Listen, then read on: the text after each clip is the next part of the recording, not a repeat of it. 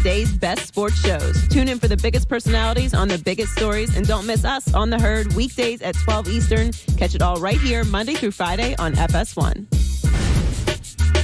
Well, he played 15 years in the NFL, all with the New England Patriots. He was Bill Belichick's first do-it-all player. He returned kicks. He played defensive back. He was a tailback. He was a wide receiver. Players like that don't exist much anymore. He is joining us at the Super Bowl via the Cowher Global Satellite Network, Troy Brown. By the way, Troy, you were offered a lot of money at the end to go to New Orleans and the Saints, and you turned it down. You stayed with New England. I'm sure Belichick loved that. You saw the wisdom in staying with the Patriots. Go back to that. Why didn't you leave? Well, at that particular time, I was at the end of my career. You know, I probably had 1, 2, maybe pretty decent years left in me. And I just felt like at that particular time, I spent my entire career with New England. And why leave at that particular point and try to start something new and build a whole new foundation in New Orleans when I had the chance to stay in a place where I'd won 3 championships with New England, and I didn't really want to mess that up. And look, it's still paying off for me right now, you know. So they're still winning championships, and I get a trip to the Super Bowl every year. He works for NBC in Boston.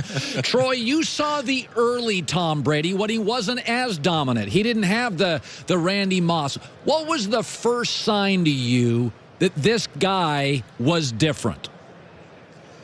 Well, I think when he first came into the league, he was in there working out. He was there early. He was there late. The guys all had a tremendous amount of respect for Tom Brady. He was meeting with guys. I mean, one time we had a receiver, Vincent Brisby, back in 2000. He ran a route. Tom threw it a different direction. They missed it.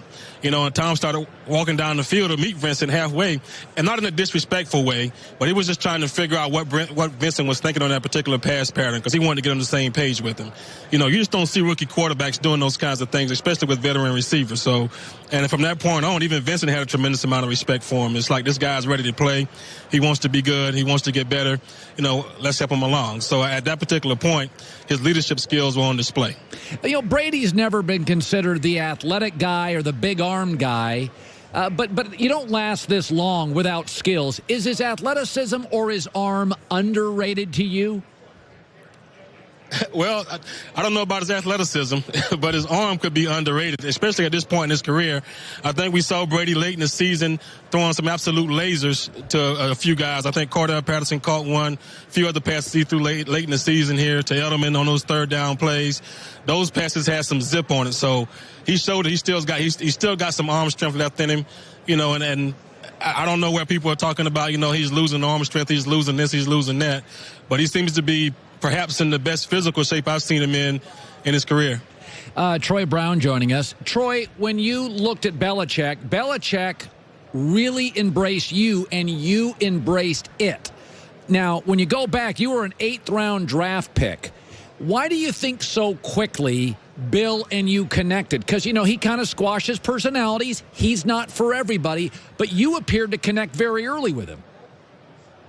Well, I think Belichick came there in '96 as a defensive assistant after being fired from Cleveland. And at that particular point, he didn't say much. I didn't say much. We were two pretty quiet guys. And then he had the opportunity to come back in 2001.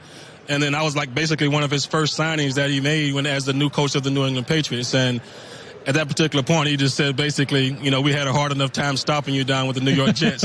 So we want to bring you back here. And we're going to give you an opportunity to be a starting wide receiver here in New England alongside Terry Glenn at the particular time. So, I mean, all I ever ask from coaches is just to be honest with me. If I suck, tell me I suck.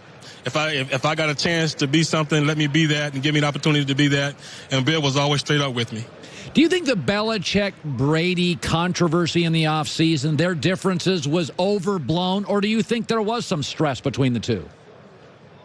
Oh, I'm pretty sure there was probably some stress between the two. I mean, they've been together for 18, 19 years. I mean, it's like trying to be married that long without any stress in the family, you know. I mean, I get mad at my kids, you know, but I still love them, you know, and I fuss at them, I get after them, but I love them to death. I'd do anything in the world for them, and, you know, and that's kind of, I think, what happened with those guys last year, you know, and those kinds of things happen when you're in a long-term relationship like that. But, the one great thing about it, they're all professionals. They're both professionals.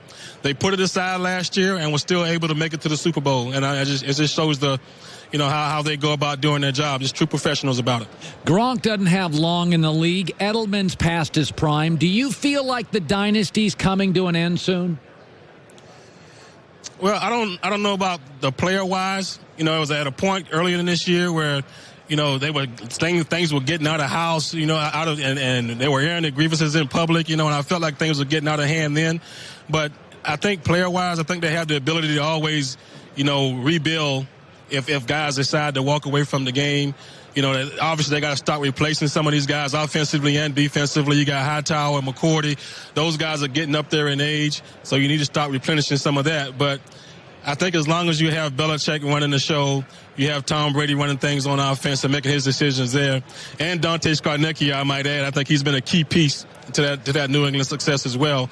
I think they can pretty much, as long as those guys want to stick around, I think the dynasty will be intact. By the way, you won 3 Super Bowls. That's a lot of Super Bowls. Tom's now been in 9. Do your Super Bowls, is each one, do you remember vividly, or do they kind of blur together? Well, you kind of remember them pretty vividly, for the most part.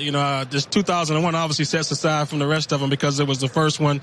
There was 9/11 stuff going on that year. We lost our quarterback coach died.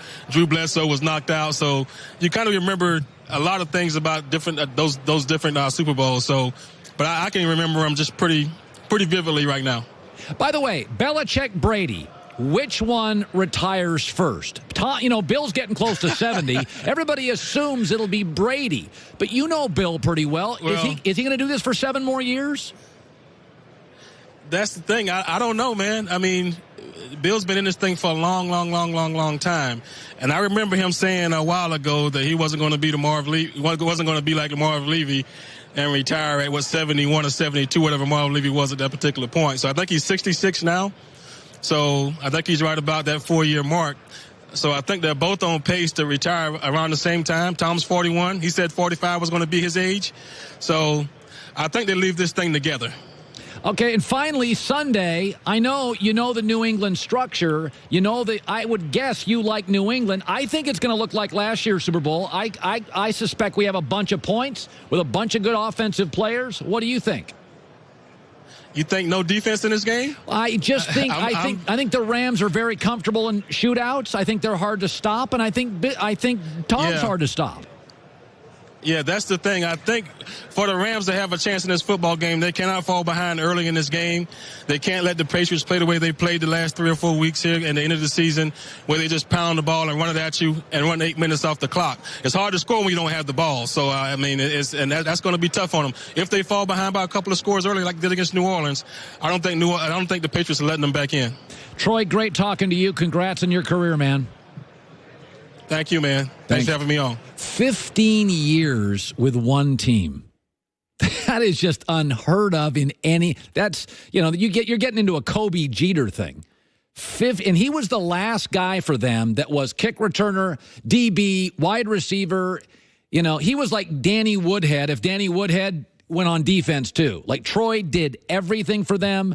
Belichick loved him. Belichick's first big interview with Ernie Accorsi when he was in Cleveland trying to get the Browns job, Ernie Accorsi says the most amazing thing about Belichick in his first head coaching interview was that he could spend 3 hours on slot receivers, on defensive tackles. Everybody had a place.